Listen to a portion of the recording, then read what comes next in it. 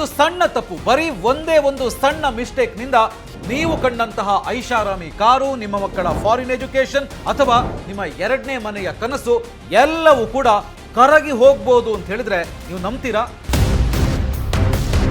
26,77,000 screen ಮೇಲೆ ಕಾಣ್ತಿರೋ ಈ number ಇದೆಯಲ್ಲ, ಇದು ಯಾರೋ ಲಾಟರಿಯಲ್ಲಿ ಗೆದ್ದಿರುವಂತ ದುಡ್ಡಲ್ಲ.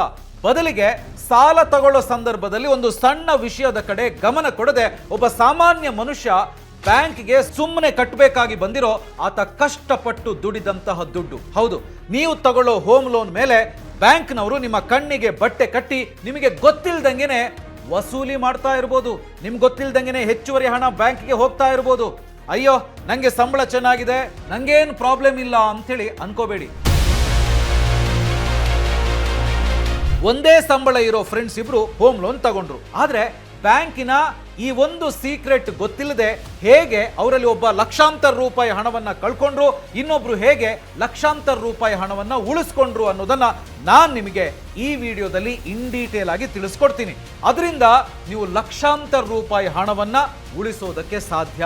ನೋಡಿ, ನಾವೆಲ್ಲ ಅನ್ಕೊಳ್ತೀವಿ ಕ್ರೆಡಿಟ್ ಸ್ಕೋರ್ ಕಮ್ಮಿ ಇದ್ರೆ ಬ್ಯಾಂಕ್ನವರು ಲೋನ್ ಕೊಡಲ್ಲ ಅಷ್ಟೇ ಅಂತ. ಆದ್ರೆ ಅಸಲಿ ಟ್ವಿಸ್ಟ್ ಇಲ್ಲೇ ಇರೋದು. ಬ್ಯಾಂಕ್ನವರು ನಿಮಗೆ ಲೋನ್ ಅನ್ನ ಖಂಡಿತವಾಗ್ಲೂ ಕೊಡ್ತಾರೆ, ಆದ್ರೆ ನಿಮ್ಮ ರಕ್ತ ಹೀರೋ ತರಹ ಬಡ್ಡಿ ರೇಟನ್ನು ಹಾಕ್ತಾರೆ, ಇಂಟ್ರೆಸ್ಟ್ ರೇಟ್ ಹಾಕ್ತಾರೆ.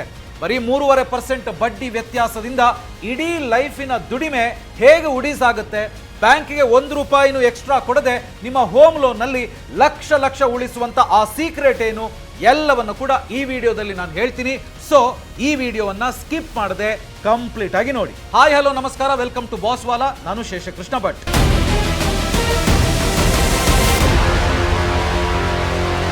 ಹೋಮ್ ಲೋನ್ ನಲ್ಲಿ ಲಕ್ಷಾಂತರ ರೂಪಾಯಿ ಬಡ್ಡಿ ಉಳಿಸೋದು ಹೇಗೆ ಅನ್ನೋದನ್ನ ನಾನು ನಿಮಗೆ ವಿವರವಾಗಿ ಇನ್ ಡೀಟೇಲ್ ಆಗಿ ಹೇಳ್ತೀನಿ. ಇದನ್ನ ಯಾವ ಬ್ಯಾಂಕ್ಗಳು ಕೂಡ ನಿಮಗೆ ಹೇಳೋದಿಲ್ಲ, ನೆನಪಿರ್ಲಿ. ಸೊ ಮೊದಲಿಗೆ ಒಂದು ಪ್ರಾಕ್ಟಿಕಲ್ ಕೇಸ್ ಸ್ಟಡಿಯನ್ನ ನೋಡೋಣ. ದಿನೇಶ್ ಮತ್ತು ರಮೇಶ್ ಅಂತೇಳಿ ಇಬ್ರು ಫ್ರೆಂಡ್ಸ್ ಇದ್ದಾರೆ. ಇವರಿಬ್ರು ಕೂಡ ಒಂದೇ ಅಪಾರ್ಟ್ಮೆಂಟ್ ನಲ್ಲಿ ಒಂದೇ ರೀತಿಯ ಅಂದ್ರೆ ಸುಮಾರು 50 ಲಕ್ಷ ರೂಪಾಯಿ ಬೆಲೆ ಬಾಳುವಂತ ಫ್ಲಾಟ್ ಅನ್ನ ತೆಗೆದುಕೊಳ್ಳೋದಕ್ಕೆ ಪ್ಲಾನ್ ಮಾಡಿದ್ದಾರೆ. ಹಾಗೇನೆ ಇವರಿಬ್ಬರಿಗೂ ಕೂಡ 20 ವರ್ಷದ ಹೋಮ್ ಲೋನ್ ಅಗತ್ಯ ಇದೆ. ಇಲ್ಲಿ ದಿನೇಶ್ ಅವರಿದಾರಲ್ಲ, ಇವರು ಮೊದಲಿನಿಂದಲೂ ಕೂಡ ಹಣಕಾಸಿನ ಶಿಸ್ತನ್ನ ರೂಢಿಸಿಕೊಂಡಿರುವಂತ ಮನುಷ್ಯ, ಶಿಸ್ತಿನ ಮನುಷ್ಯ. ಅವರ ಕ್ರೆಡಿಟ್ ಸ್ಕೋರು 780ಕ್ಕಿಂತ ಜಾಸ್ತಿ ಇದೆ. ಹಾಗಾಗಿ ಬ್ಯಾಂಕ್ನವರು ದಿನೇಶ್ ಅವರಿಗೆ ಬರೀ 7% ಬಡ್ಡಿಗೆ ಹೋಮ್ ಲೋನ್ ಅನ್ನ ಕೊಡ್ತಾರೆ. ಆದ್ರೆ ಇವರ ಫ್ರೆಂಡು ರಮೇಶ್ ಅವರು ಇದ್ದಾರಲ್ಲ, ರಮೇಶ್ ಅವರು ಹಲವಾರು ವರ್ಷಗಳ ಕಾಲ ತನ್ನ ಕ್ರೆಡಿಟ್ ಹೆಲ್ತ್ ಅನ್ನ ನೆಗ್ಲೆಕ್ಟ್ ಮಾಡಿದ್ರು, ನಿರ್ಲಕ್ಷಿಸಿದ್ರು. ಹಾಗಾಗಿ ಅವರ ಕ್ರೆಡಿಟ್ ಸ್ಕೋರ್ ಚೆನ್ನಾಗಿರ್ಲಿಲ್ಲ. ಸೊ ಬ್ಯಾಂಕ್ನವರು ಲೋನ್ ಕೊಡುವಂತ ಸಂದರ್ಭದಲ್ಲಿ ಏನ್ ಮಾಡಿದ್ರು ಅಂತ ಹೇಳಿದ್ರೆ ಅವರನ್ನ ಹೈ ರಿಸ್ಕ್ ಅಂತ ಹೇಳಿ ಪರಿಗಣಿಸಿ ಅವರಿಗೆ 10.5% ಬಡ್ಡಿ ದರದಲ್ಲಿ ಹೋಮ್ ಲೋನ್ ಅನ್ನ ಕೊಡ್ತಾರೆ. ನೋಡಿ, ದಿನೇಶ್ ಅವರ ಕ್ರೆಡಿಟ್ ಸ್ಕೋರ್ ತುಂಬಾನೇ ಚೆನ್ನಾಗಿತ್ತು, ಹಾಗಾಗಿ ಅವರಿಗೆ ಹೋಮ್ ಲೋನ್ 7% ಬಡ್ಡಿಯಲ್ಲಿ ಸಿಕ್ತು. ಆದ್ರೆ ರಮೇಶ್ ಅವರ ಕ್ರೆಡಿಟ್ ಸ್ಕೋರ್ ಚೆನ್ನಾಗಿರ್ಲಿಲ್ಲ, ಹೈ ರಿಸ್ಕ್ ಅಂತ ಹೇಳಿ ಬ್ಯಾಂಕ್ ಅವರನ್ನ ಪರಿಗಣಿಸ್ತು. ಅಷ್ಟೇ ಅಲ್ಲ, ಅವರಿಗೆ 10.5% ಬಡ್ಡಿ ದರದಲ್ಲಿ ಹೋಮ್ ಲೋನ್ ಅನ್ನ ಕೊಡ್ತಾರೆ. ಆದ್ರೆ ಇಲ್ಲಿ ರಮೇಶ್ ಅವರು ಏನ್ ಅನ್ಕೊಳ್ತಾರೆ ಅಂತ ಹೇಳಿದ್ರೆ, ಇದು ಕೇವಲ 3.5% ಬಡ್ಡಿ ಹೆಚ್ಚು ಅಷ್ಟೇ ತಾನೇ, ಇದನ್ನ ನಾನು ನಿಭಾಯಿಸ್ತೀನಿ ಅಂತ ಹೇಳಿ ಯೋಚಿಸ್ತಾರೆ. ಆದರೆ ರಮೇಶ್ ಅವರಿಗೆ ಗೊತ್ತಿಲ್ಲ, ತಾನು ಕಷ್ಟಪಟ್ಟು ಸಂಪಾದಿಸಿದ ಜೀವಮಾನದ ದುಡ್ಡನ್ನೇ ನಾನಿಲ್ಲಿ ಕಳ್ಕೊಳ್ತಾ ಇದ್ದೀನಿ ಅಂತ ಹೇಳಿ. ಈಗ ನೋಡಿ, ಅದನ್ನೇ ನಾನು ನಿಮಗೆ ಸಿಂಪಲ್ ಆಗಿ ವಿವರಿಸ್ತೀನಿ. ಸೊ ಈಗ ಸ್ಕ್ರೀನ್ ಮೇಲೆ ಒಂದು ಟೇಬಲ್ ಅನ್ನ ನೀವು ಗಮನಿಸ್ತಾ ಇರಬಹುದು. ಹೆಚ್ಚಿನ ಬಡ್ಡಿಯ ಕಟು ಸತ್ಯ ಮತ್ತೆ ಬಡ್ಡಿಯ ಹೋಲಿಕೆ. ನೋಡಿ, ಅದರಲ್ಲಿ ಮೊದಲನೇದಾಗಿ ಸಾಲದ ಹೋಲಿಕೆ. ಇಲ್ಲಿ ರಮೇಶ್ ಮತ್ತೆ ದಿನೇಶ್ ಇಬ್ರು ಕೂಡ 50 ಲಕ್ಷ ರೂಪಾಯಿ ಹೋಮ್ ಲೋನ್ ಅನ್ನು ತಗೊಂಡಿದ್ದಾರೆ, ಅದು 20 ವರ್ಷಗಳ ಅವಧಿಗೆ. ಸೊ ಇದನ್ನ ಈಗ ಲೆಕ್ಕಾಚಾರ ಹಾಕಿ ನೋಡೋಣ. ಸೊ ಮೊದಲನೇದಾಗಿ ಬಡ್ಡಿ ದರ ನೋಡಿ, ದಿನೇಶ್ ಅವರು ಉತ್ತಮ ಕ್ರೆಡಿಟ್ ಸ್ಕೋರ್ ಅನ್ನು ಹೊಂದಿರೋದ್ರಿಂದ ಬ್ಯಾಂಕ್ ಅವರಿಗೆ ಬಡ್ಡಿ ದರ 7% ಅನ್ನು ವಿಧಿಸಿದೆ. ಅಂದ್ರೆ 7% ಬಡ್ಡಿ ದರದಲ್ಲಿ ಅವರಿಗೆ ಹೋಮ್ ಲೋನ್ ಅನ್ನ ಕೊಟ್ಟಿದೆ. ಆದ್ರೆ ರಮೇಶ್ ಅವರ ವಿಚಾರಕ್ಕೆ ಬಂದ್ರೆ, ರಮೇಶ್ ಅವರು ಕಡಿಮೆ ಕ್ರೆಡಿಟ್ ಸ್ಕೋರ್ ಅನ್ನು ಹೊಂದಿದ್ದಾರೆ. ಹಾಗಾಗಿ ಬ್ಯಾಂಕು ಅವರನ್ನ ಹೈ ರಿಸ್ಕ್ ಅಂತ ಹೇಳಿ ಪರಿಗಣಿಸಿ 10.5% ಬಡ್ಡಿಯನ್ನ ಹಾಕುತ್ತೆ. ಅಂದ್ರೆ ದಿನೇಶ್ ಮತ್ತೆ ರಮೇಶ್ ಅವರಿಗೆ ಇರುವಂತ ಬಡ್ಡಿ ದರದಲ್ಲಿರುವಂತ ವ್ಯತ್ಯಾಸ ಎಷ್ಟು? 3.5%. ಕ್ರೆಡಿಟ್ ಸ್ಕೋರ್ ಚೆನ್ನಾಗಿದ್ರೆ ಕಡಿಮೆ ಬಡ್ಡಿ ದರದಲ್ಲಿ ಲೋನ್ ಸಿಗುತ್ತೆ, ಕ್ರೆಡಿಟ್ ಸ್ಕೋರ್ ಚೆನ್ನಾಗಿಲ್ಲ ಅಂತ ಹೇಳಿದ್ರೆ ಜಾಸ್ತಿ ಬಡ್ಡಿ ದರವನ್ನ ಬ್ಯಾಂಕ್ಗಳು ಹಾಕ್ತವೆ. ಸೊ ಇಲ್ಲಿ ರಮೇಶ್ ಅವರಿಗೆ ಬ್ಯಾಂಕು 3.5% ಹೆಚ್ಚು ಬಡ್ಡಿಯನ್ನ ಹಾಕಿದೆ. ಸೊ ಇನ್ನು ನೆಕ್ಸ್ಟ್ ಮಾಸಿಕ EMI. ಸೊ ಎಷ್ಟು ಬರುತ್ತೆ? ದಿನೇಶ್ ಅವರಿಗೆ 7% ಬಡ್ಡಿ ದರ ಇರೋದ್ರಿಂದ 38,765 ರೂಪಾಯಿ ಮಾಸಿಕ EMI ಬರುತ್ತೆ. ಅದೇ ರಮೇಶ್ ಅವರಿಗೆ ಬಡ್ಡಿ ದರ 10.5% ಆಗಿರೋದ್ರಿಂದ 49,919 ರೂಪಾಯಿ ಬರುತ್ತೆ.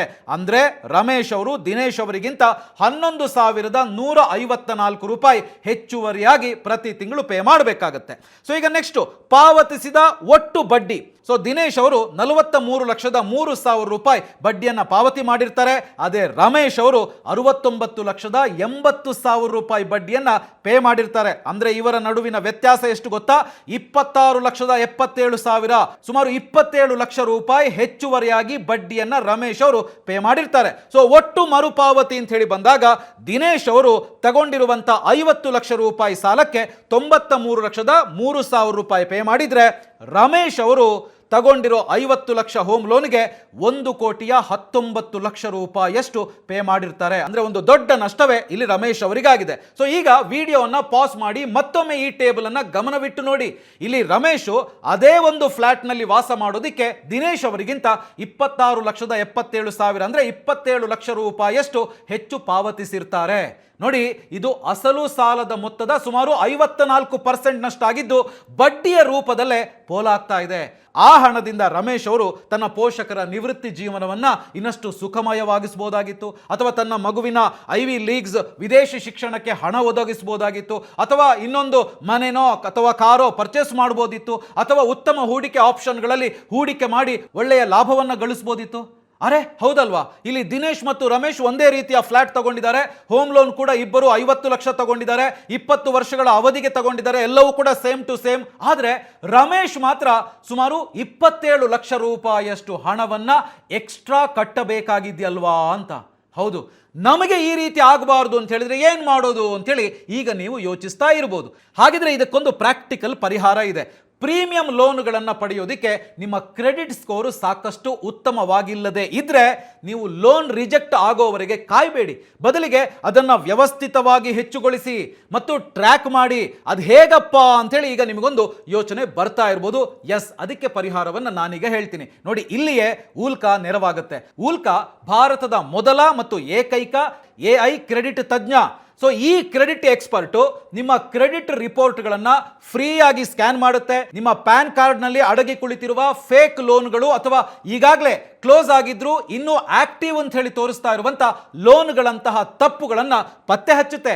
ಅಷ್ಟೇ ಅಲ್ಲ, ಇದು ಸೂಕ್ತವಾದ ಕಾನೂನು ಭಾಷೆಯಲ್ಲಿ ನಿಮ್ಮ ಬ್ಯಾಂಕ್ಗೆ ನೇರವಾಗಿ ಕಂಪ್ಲೇಂಟ್ ಅನ್ನ ಅಂದ್ರೆ ದೂರಿನ ಇಮೇಲ್ಗಳನ್ನು ಕಳಿಸುತ್ತೆ. ಈ ಕ್ರೆಡಿಟ್ ಎಕ್ಸ್ಪರ್ಟ್ ಜೊತೆಗೆ ಚಾಟ್ ಮಾಡೋದಕ್ಕೆ ನೀವು ಮಾಡಬೇಕಾಗಿರೋದು ಏನ್ ಗೊತ್ತಾ?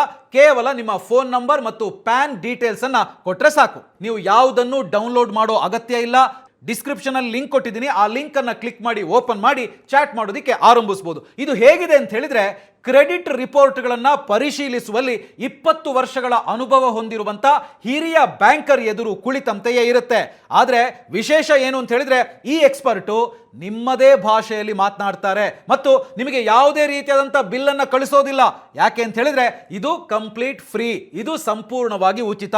ನೋಡಿ, ನಮ್ಮ ಟೀಮಲ್ಲಿರುವಂಥ ಒಬ್ಬರು ಈ ಕ್ರೆಡಿಟ್ ಎಕ್ಸ್ಪರ್ಟ್ ಹೆಲ್ಪ್ ತಗೊಂಡಿದ್ದಾರೆ. ಅವರು 50 ಲಕ್ಷ ರೂಪಾಯಿ ಹೋಮ್ ಲೋನ್ ಅನ್ನು ತಗೊಂಡಿದ್ರು ಮತ್ತು ಅವರ ಬಡ್ಡಿ ದರ ಇಂಟ್ರೆಸ್ಟು ಕೇವಲ 2 ಗಂಟೆಗಳಲ್ಲಿ 8.45% ನಿಂದ 7.7%ಗೆ ಇಳಿತು. ಅದು ಕೇವಲ 1,179 ರೂಪಾಯಿ ಬ್ಯಾಂಕ್ ಫೀಯೊಂದಿಗೆ. ಇದರಿಂದ ಅವರಿಗೆ ಸುಮಾರು 26 ಲಕ್ಷ ರೂಪಾಯಿ ಉಳಿತಾಯ ಆಯಿತು.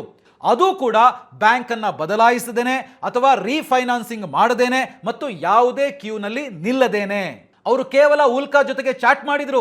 ಬ್ಯಾಂಕ್ ಗುಟ್ಟಾಗಿ ಮುಚ್ಚಿಟ್ಟಿದ್ದನ್ನ ಊಲ್ಕಾ ಗುರುತಿಸಿತು ಮತ್ತು ಅವರ ಸಾಲದ ನಿಯಮಗಳನ್ನ ಅದೇ ದಿನ ಬದಲಾಯಿಸಲಾಯಿತು. ಸೊ ಈಗಲೇ web.ulka.in ಗೆ ಭೇಟಿ ನೀಡಿ, ಲಿಂಕ್ ಓಪನ್ ಮಾಡಿ, ಚಾಟ್ ಮಾಡೋದಕ್ಕೆ ಆರಂಭಿಸಿ. ಯಾವುದೇ ಆಪ್ ಅನ್ನ ಡೌನ್ಲೋಡ್ ಮಾಡುವಂತ ಅಗತ್ಯ ಇಲ್ಲ.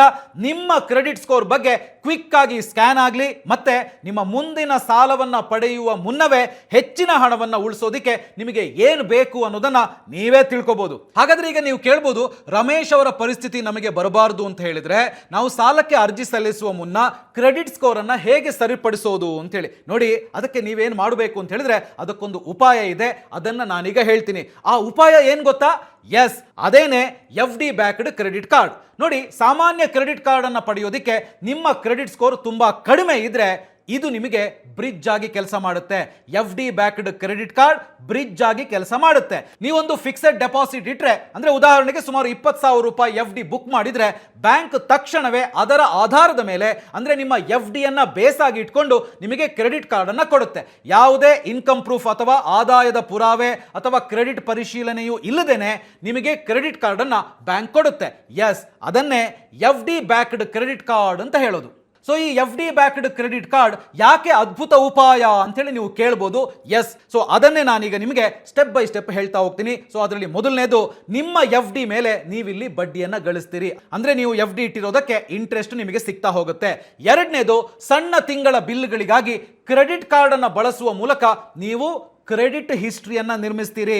ಸೊ ಕ್ರೆಡಿಟ್ ಹಿಸ್ಟ್ರಿ ನಿಮಗೆ ಇರುತ್ತೆ ಅಂತ ಹೇಳಿ. ಇನ್ನು ಮೂರನೇದು, ಬ್ಯಾಂಕ್ಗೆ ಯಾವುದೇ ಆರ್ಥಿಕ ಅಪಾಯ ಇರೋದಿಲ್ಲ.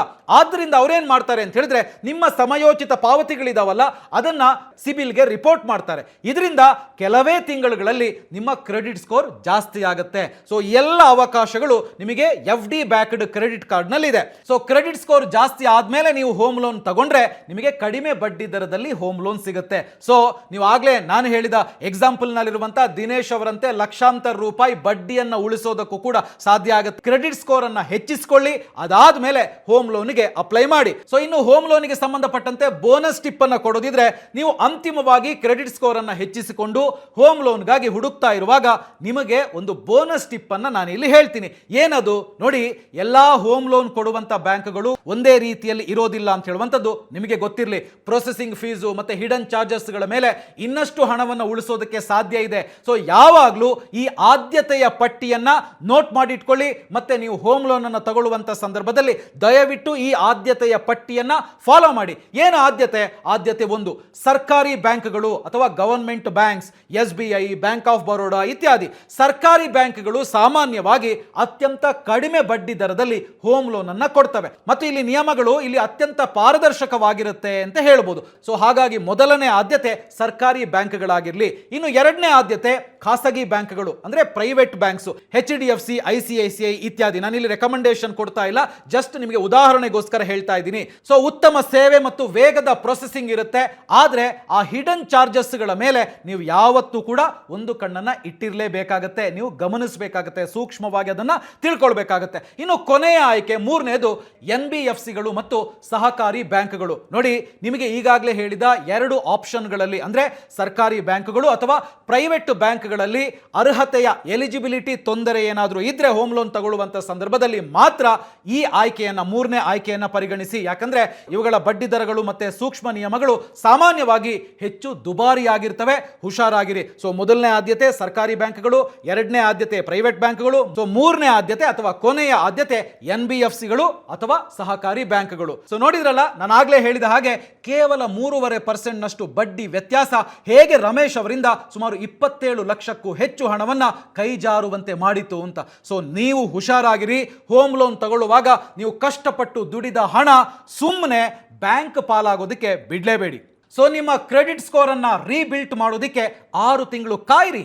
ಹಿಡನ್ ಫೈನಾನ್ಷಿಯಲ್ ಲೀಕ್ ಅನ್ನ ತಡೆಯೋದಿಕ್ಕೆ ಉಲ್ಕಾ ಬಳಸಿ, AI ಎಕ್ಸ್ಪರ್ಟ್ ಅನ್ನ ಬಳಸಿ ಮತ್ತು ಕೈಜಾರೋ ಭಾರಿ ಹಣವನ್ನ ನೀವು ಉಳಿಸಿ. ಸೊ ಈಗಲೇ ಬ್ಯಾಡ್ ಕ್ರೆಡಿಟ್ ಟ್ಯಾಕ್ಸ್ ಪಾವತಿಸೋದನ್ನ ನಿಲ್ಲಿಸಿ.